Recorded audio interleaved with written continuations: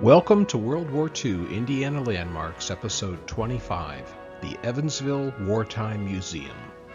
I'm your host, Ron May, author of the book World War II Indiana Landmarks. For today's episode, we travel south on Interstate 69 to the southwestern tip of Indiana and the city of Evansville.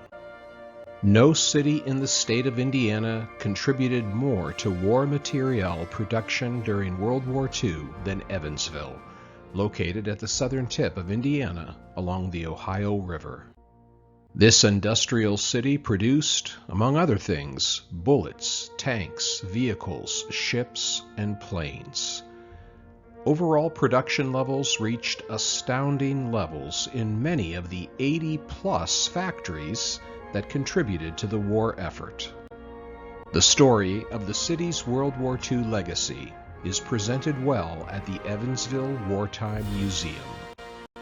Located in a hangar at the west end of the Evansville Regional Airport, the museum opened in May 2017 after 5 years of planning.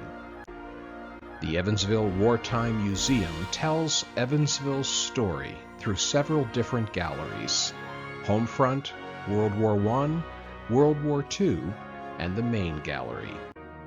There is also a flight simulator room for those who wish to try their hand virtually on the stick shift.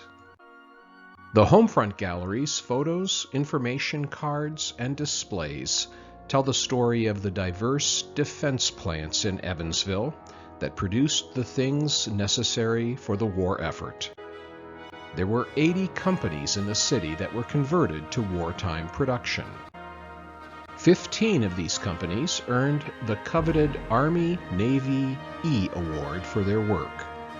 The 4 largest companies, Chrysler Motor Plant, Evansville Shipyard, International Steel, and Republic Aviation, all earned more than 1 E Award.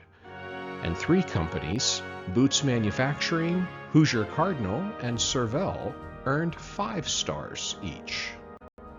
Only 5% of the nation's 4,283 top war-producing facilities received the award, which was presented for outstanding quality and quantity. Each successive award brought a star to the flag that was presented on the first award. Following the U.S. entrance into World War II, the city of Evansville was transformed into a hub of production. Workers from Indiana counties near Evansville, as well as nearby Illinois and Kentucky, poured into the city to fill the available jobs, making Evansville one of the busiest industrial cities in the country during World War II.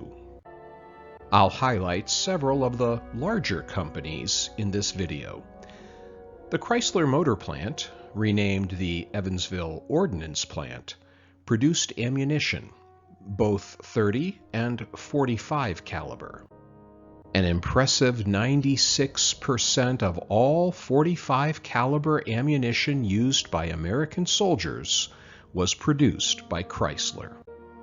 In addition to bullets, the company also refurbished and rebuilt 5,662 Sherman tanks, as well as military trucks. Evansville also created a massive shipyard along the Ohio River, named, appropriately, the Evansville Shipyard. The Evansville Shipyard was the largest of the Midwest cornfield shipyards and produced 167 landing ship tanks at the 45-acre site along the banks of the Ohio River. Almost 20,000 workers were employed there. At its peak of operations, the shipyard was turning out an LST in 60 days. Much of the steel for the ships was supplied by International Steel, also located in Evansville. You'll find a model of an LST on display in the Homefront Gallery. Another of the large companies in Evansville was Republic Aviation Plant, which built 6,670 P-47 Thunderbolt fighters. These fighters were used in both the European and Pacific theaters of the war and were extremely important in providing close air support for advancing troops as well as escort duty for bombers. The 5,000 workers at Republic, of whom half were women, reached a production level of assembling 14 of the planes every day. This output at Republic Aviation represented 43% of the total 15,660 P-47 fighters made, making it the most produced American fighter aircraft used in the war. Native Hoosier Fred Faisenfeld flew one of those P-47s in Europe, perhaps one built in Evansville. Faisenfeld was from Indianapolis. He graduated from Shortridge High School in 1941 and began an engineering degree at Purdue University. On his 18th birthday, October 10, 1942, he shifted his focus from college studies to military service, enlisting in the Army Air Corps and pursuing becoming a fighter pilot. After completing flight training on the P-47 Thunderbolt, Faisenfeld was assigned to the 9th Fighter Command, 354th Pioneer Mustang Fighter Group, and the 353rd Squadron, stationed in France. The squadron flew many missions, strafing and bomb diving the enemy. We destroyed Tiger tanks, bridges, ammunition dumps, and trains. It was not unusual for us to fly 3 to 3.5 hour missions, sometimes as many as 3 per day, he wrote in a personal memoir of his service in 2004. Faisenfeld's squadron also provided aerial support during the Battle of the Bulge. The weather broke up on Christmas Day 1944, he recalled in his memoir, and we flew 3 missions a day for 7 straight days. And with the courageous action of our ground troops, we stopped the attack. Service members like Faisenfeld are honored in the museum's World War II Honor Gallery. The room is filled with photos, uniforms, and memorabilia from Evansville's sons and daughters who served in the war, and some of whom did not come back home again. Evansville's Red Cross Canteen was a stopping point for many servicemen making their way to and from training along the railways. Volunteers at the canteen served meals, drinks, and snacks donated by the community and area businesses to 1,612,000 men and women in uniform. All races were welcome. Up to 3,500 service members were served on peak days. The museum has recreated part of the canteen as one of their exhibits. The main gallery, the open hangar, has the largest space and includes several signature pieces in the museum: a P-47 fighter bomber, a Sherman tank, and an LCVP Higgins boat, completing the air, land, and sea triad. One of the finest acquisitions in the open hangar is a P-47 fighter plane. The P-47 was built by Republic Aviation in 1945 and saw service in Europe with the 358th Fighter Group, 366th Fighter Squadron of the 9th Air Force. The plane flew with the moniker Tar Heel Hal. The Evansville P-47 Foundation had been trying for 20 years to acquire one of these planes for the museum. Hal was purchased from a museum in Houston, Texas for $3.5 million. Renamed Hoosier Spirit II, it is one of only 4 operational P-47s known to exist today.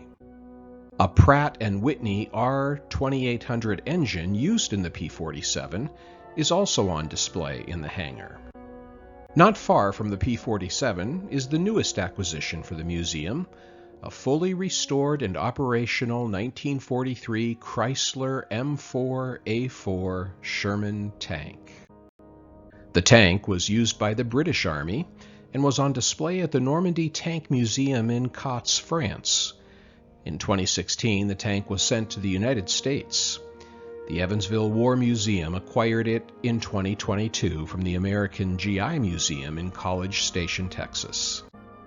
On the far corner of the main gallery is a Landing Craft Vehicle and Personnel, LVCP, commonly known as a Higgins boat, on loan from the LST-325 Memorial Ship in Evansville, which will be our subject for the next episode. Over 23,000 of these boats were manufactured to bring up to 30 combat troops or 8,000 pounds of cargo from the larger ships to the shore.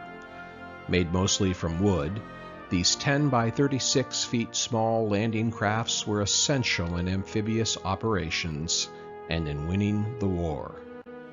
The main gallery also displays numerous military vehicles, as well as some two-wheeled vehicles like a bike and a scooter. The Cushman Airborne Motor Scooter, designed to be dropped by parachute with airborne troops, is on display. These scooters were used by both the 82nd and 101st Airborne Divisions in the D-Day invasion. Another interesting exhibit in the main gallery is a display case with samples of 175 letters written to and by Reverend J. Frederick Rake of the First Baptist Church in Evansville.